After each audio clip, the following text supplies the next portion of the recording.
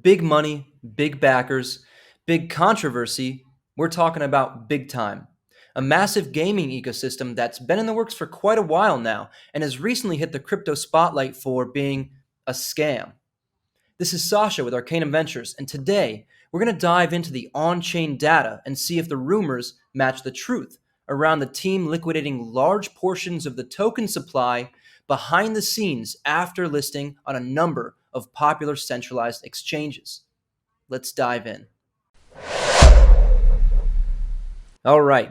Big Time has been making some big headlines for a while now, and for pretty good reason. If you guys are unfamiliar with this company, I'd recommend checking out some of their content, their YouTube channel, gameplay footage, everything that's going on. Big Time has some big backers, in fact, and there's been some controversy recently around the team selling a bunch of tokens and driving the price down, especially after listing on a number of centralized exchanges, including Binance, Coinbase, and OKX. The reason this is controversial is because Big Time claims to have not sold a single token to investors because the token itself is being used as an ecosystem asset to reward players in the game for their activity. And so our goal today is to try and dive into the on-chain data and uncover if we uncover any suspicious transactions that might indicate the team has been funneling the token supply to centralized exchanges for liquidations. So we're going to go ahead and start at CoinMarketCap. I've got Big Time token pulled up here, and as you can see, I think this downward trend over the past week or so is what's really causing concern on crypto Twitter and some other social media channels. It's why some people claim that the team's been dumping tokens. But we're going to go ahead and take it over to Etherscan. I've got the token contract address here, and I'll go ahead and load it in. And boom, here we go. We've got a large number of total transfers so far.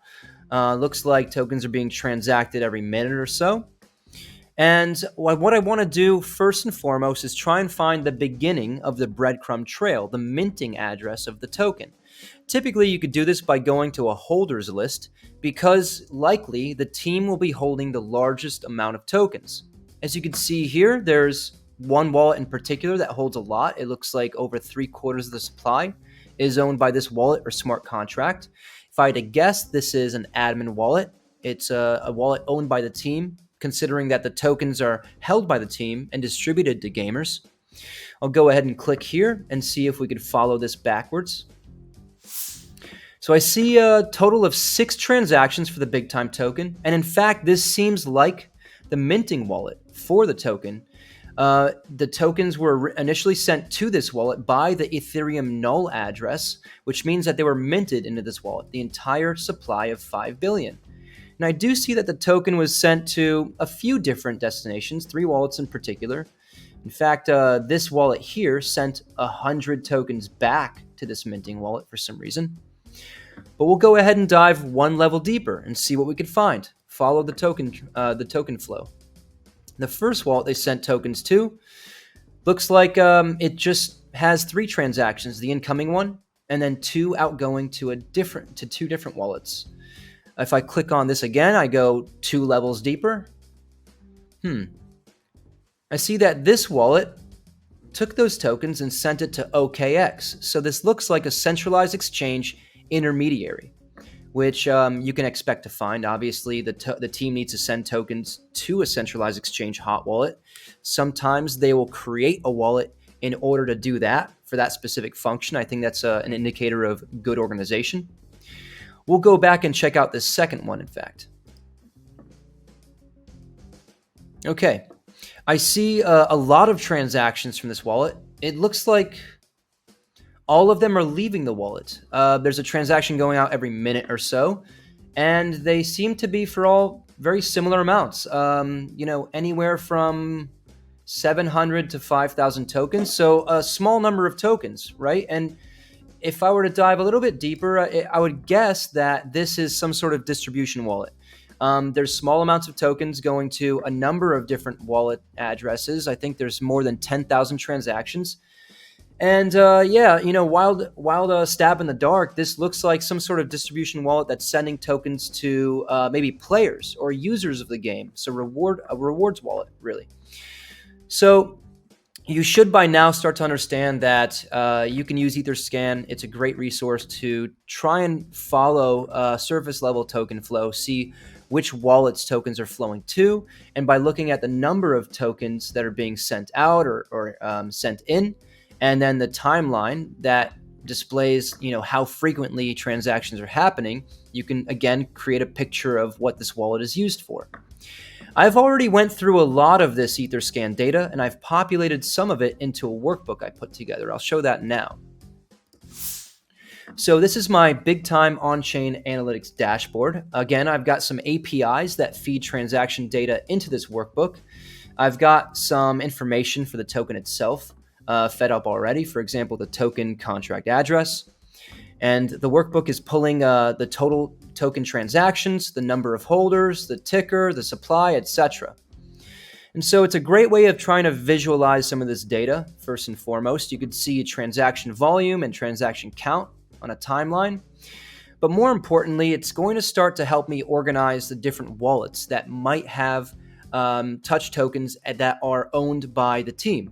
And so I've got here an automated script to pull up different wallet addresses that are doxed on an Etherscan to be centralized exchange or protocol hot wallets. I then went through the transaction history and I created an automated script to pull up wallets that have seen large volumes of transactions. And so this one right here, if you remember the wallet ID that I showed you on Etherscan, this is that distribution wallet we talked about. Close to 10,000 transactions going out and just 3 transactions of tokens coming in. So that's pretty interesting. I went through the Etherscan data and I copied and pasted a number of wallets that touch tokens that came from the minting address. And so what I was able to do is start to create some profiles behind these wallets. You can see that through my investigative work, I started to designate them admin smart contract 1 or 2, distribution wallet, and a number of different centralized exchange wallets. I've got that flow mapped out here in a flow chart.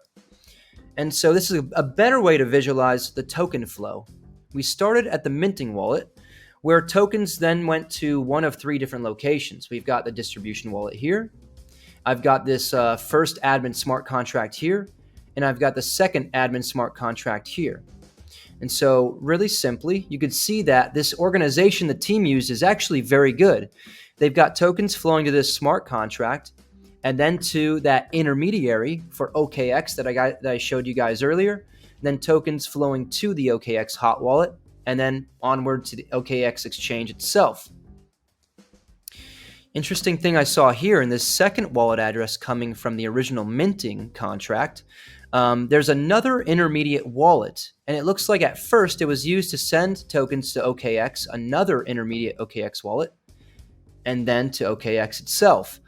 But what I noticed is that they had tokens coming back from the OKX hot wallet going back to this one before they were sent to a number of other different intermediate wallets to go to different centralized exchanges. And so this is not something that's really surprising, really.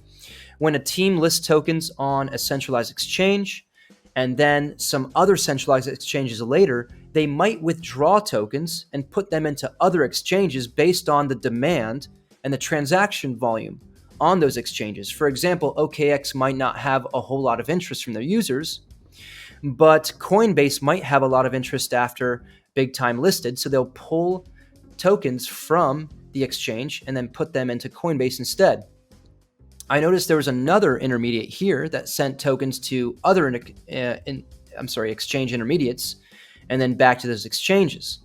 And so again, I just want to reiterate, the organization here is fantastic, much better than what I see from other token startups. And, it does make sense. BigTime is a big company. They're very, very well known. There's a lot of big backers. And so this level of transparency, I think they need to maintain good PR. There are a couple of other low-tier exchanges I noticed, like Poloniex and MXC, that had tokens being sent to them from other wallets. In fact, they look like wallets that were not owned by the team themselves, which is quite common, actually. Sometimes some lower tier exchanges like Poloniex will not actually work with a team like BigTime. They'll just list a token due to popular demand. They'll buy tokens on the open market and then load them into their exchange, and that's what we might be seeing here. If I had to guess about, what suspicious behavior, where it might be hiding or living, I would have to say it's this massive group of wallets or users or players that are receiving tokens from the distribution wallet. It's a great place to hide transactions. But again, we'll dive a little bit deeper and I'll show you guys something cool. So coming back to this workbook, I can pull up transaction data for this distribution wallet here I talked about, and I've got that already. My API is pulling up the data. So I'm pulling up the entire transaction history for this distribution wallet just to see if, there's anything suspicious. And I'm pulling up a list of wallet addresses that are receiving tokens from this distro wallet based on the total value they received. And so these two up here, if you've seen up here before in my spreadsheet, these are admin wallets. They're already included in my analysis. But more importantly, I've got these wallets over here that are receiving large amounts of tokens. And by large amounts, I mean like the higher end of the distributions coming from that wallet. But again, 14,000, 13,000, 12,000. If these individuals are considered whales, that's not a lot really. And if I were the team trying to funnel tokens off to that big web of users and then liquidate them, these are not large volumes of tokens compared to my $500 million worth of supply. This is a big risk to take in the PR department just to make $15,000, $12,000. And so really, I have to give kudos to the BigTime team, because it looks like there's not a lot of suspicious behavior. There's a lot of great organization on the blockchain. And if they wanted to hide something at this point, it'd be very difficult because anyone can go on chain and easily map out the entire transaction history, just like I did in the matter of 2-3 hours. And so, thumbs up to you guys. I'm not seeing anything too crazy, and maybe that downward token price that people are complaining about might just be some market movements or people selling their rewards. That's a different story, honestly, around tokenomics. So again, thanks for watching, guys. If you like this content, make sure you tap that like button and make sure you subscribe if you want to see some more on-chain analytics data. Sasha from Arcanum Ventures. Take care, y'all.